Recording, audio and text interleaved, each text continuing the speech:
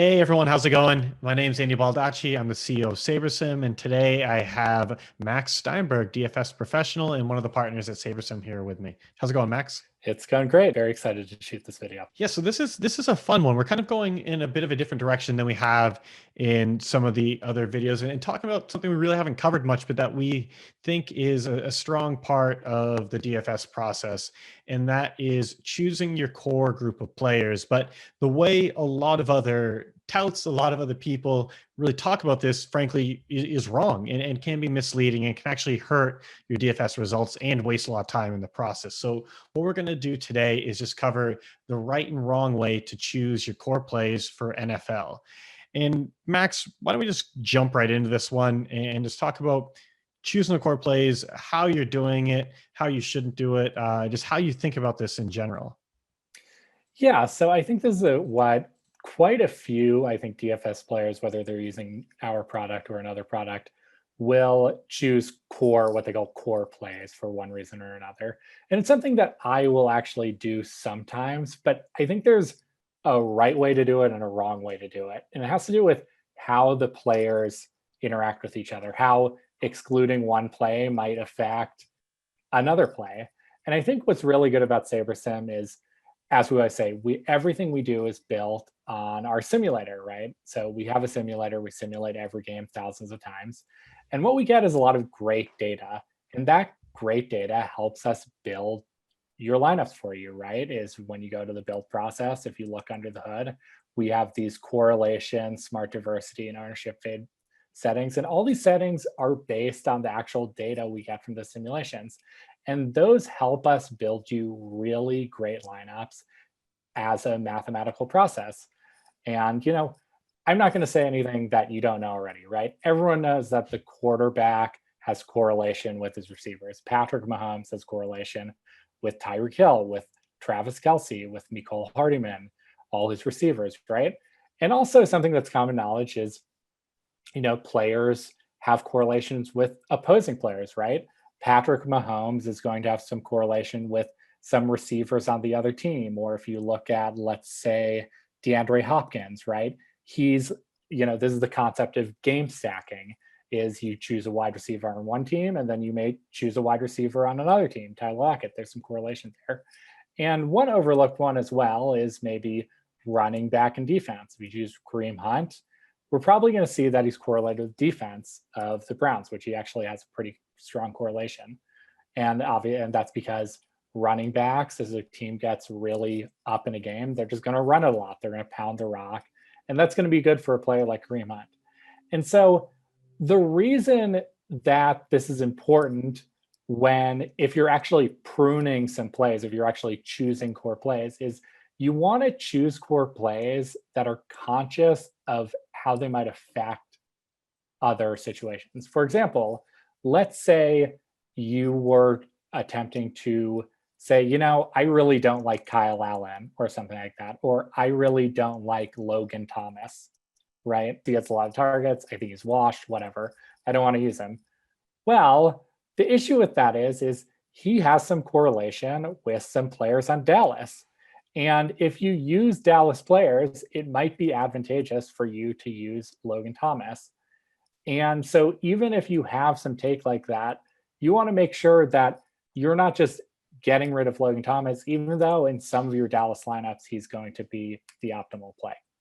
Right. Because you're not, to get upside in lineups, and just even putting upside aside, I guess, players don't exist in a vacuum. This is not something where you can just think about the impact they have on a lineup individually, because correlations are really what's driving the upside and how you're going to stand apart in a large GPP. And while you might not like one player, you have to think about kind of the ripple effects that can come from that, because removing him is going to remove other players accordingly. And maybe those are ones that you wanted more of. And so that's where just kind of looking at those correlations and making sure not to take too much of a narrow view of an individual player really comes into play.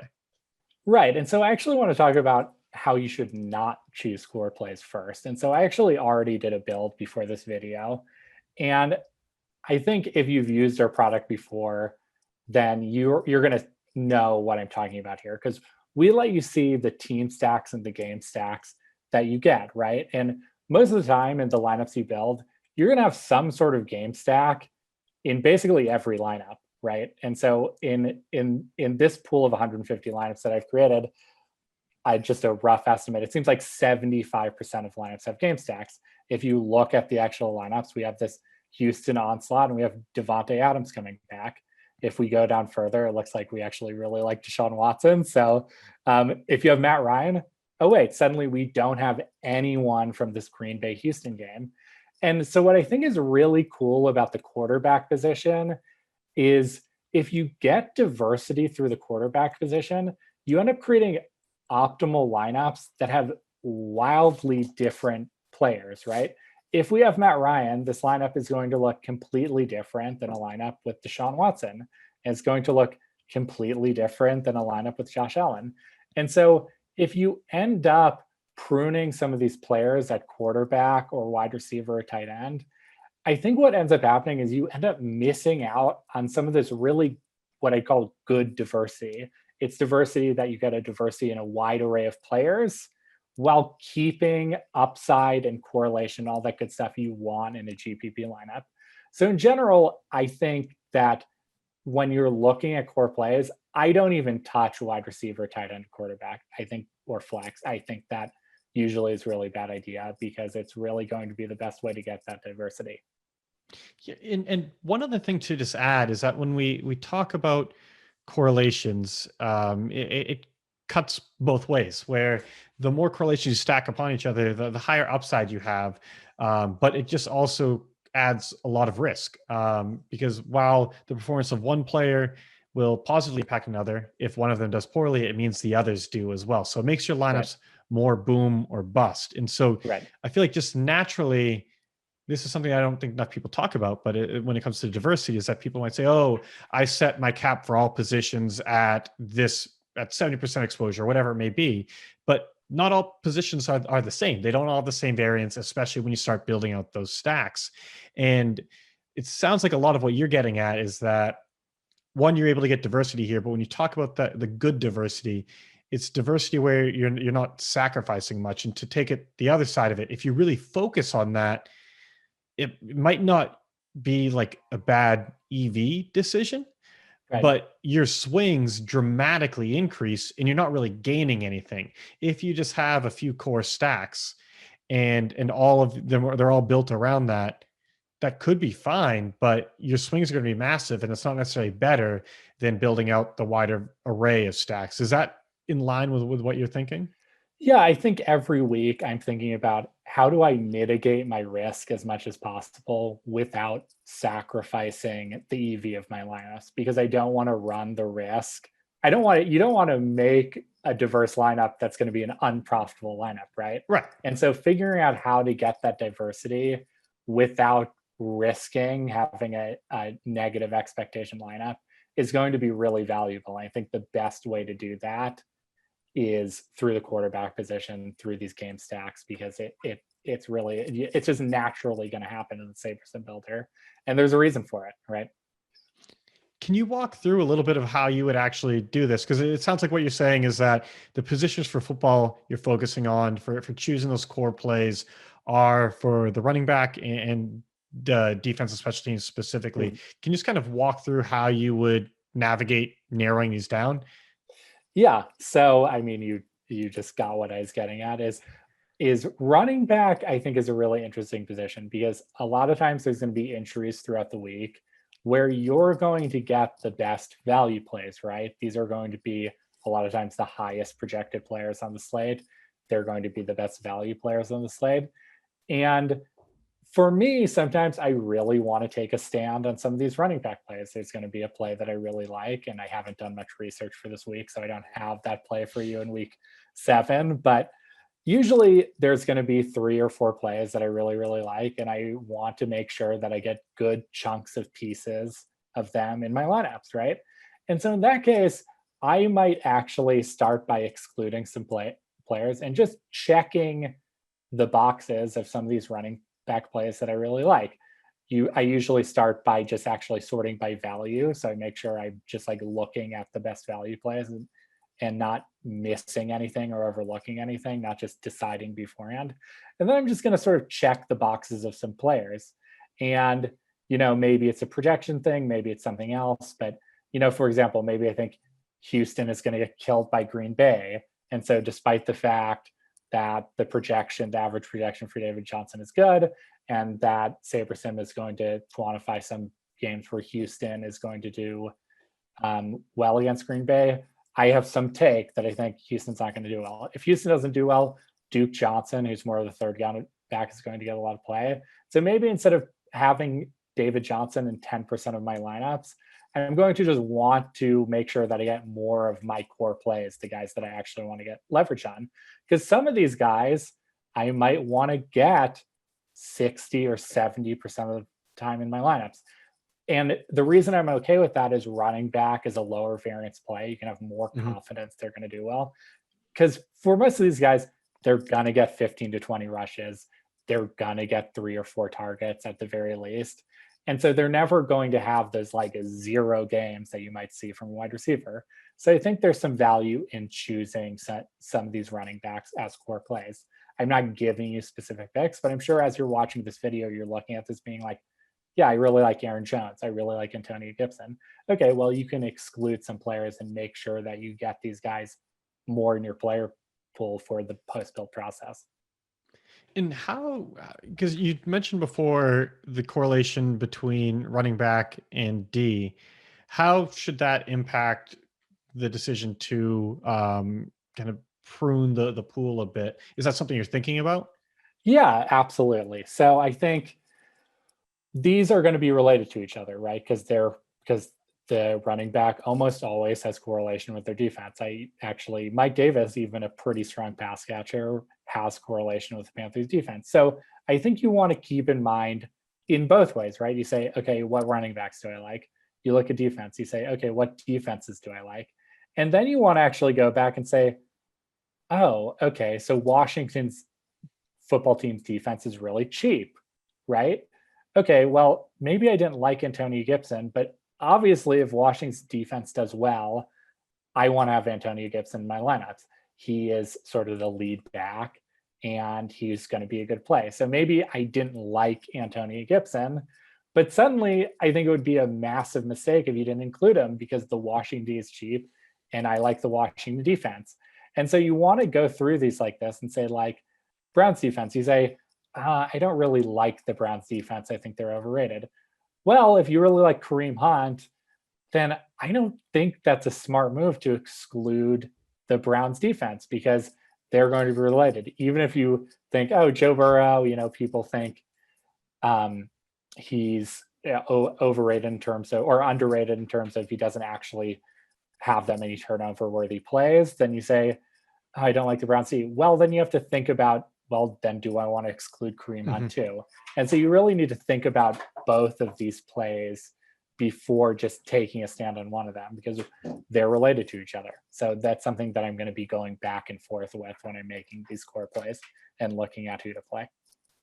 And so let's go through and just do a quick build and just see what happens. And then I want to hear your take on just what to expect. Like, what impact does this have in that last step of the build process where you're doing your quality control and just getting exposures dialed in?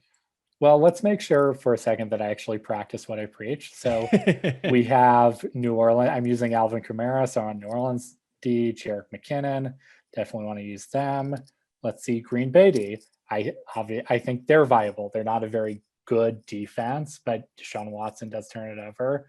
So they, could have a big game. I'm just more worried about with GPPs is is there a way that this defense has a good game? And I think that's important. So maybe I missed a thing or two here, but we'll just go with it for now and do a quick build. And yeah, I think what you're going to notice actually is we're probably going to have the builder hone in on some defense running back stacks. Like, we're going to get a lot of a defense. My guess is it's going to be Washington. And we're going to get more Antonio Gibson that we probably think because he has that correlation. Even when we don't like him, the SaberSim builder is actually giving you good feedback, which is saying, if we if this defense is such good value and Antonio Gibson is such good value, you don't really have to love either of them that much. What is going to happen is if the defense does well, Antonio Gibson's going to do well, and that's going to open up a lot of value for you for the rest of your lineup, which is going to be really, really good. So there we go. We have Washington D, we have Browns D. And if you actually look at these lineups, we have Kareem Hunt and we have the Browns D. We have Antonio Gibson and we have Washington defense. These are our top lineups, right? So if we excluded Antonio Gibson, what SaberSim is telling us is we would have excluded actually like one of the top lineups that we could have built. And so I think it's really important to consider both running back and defense together when you're picking those core plays, because you might actually be sacrificing more than you intuitively think. And I just want to talk about the last thing, because I think, thinking about running back and why we're doing these core plays is, I think it's all about leverage, right? Is you see our projected owns for some of these players, and throughout the week, I think as the slate shapes up, these are going to change, and you're going to see some players who are projected at 20, 25, 30% ownership.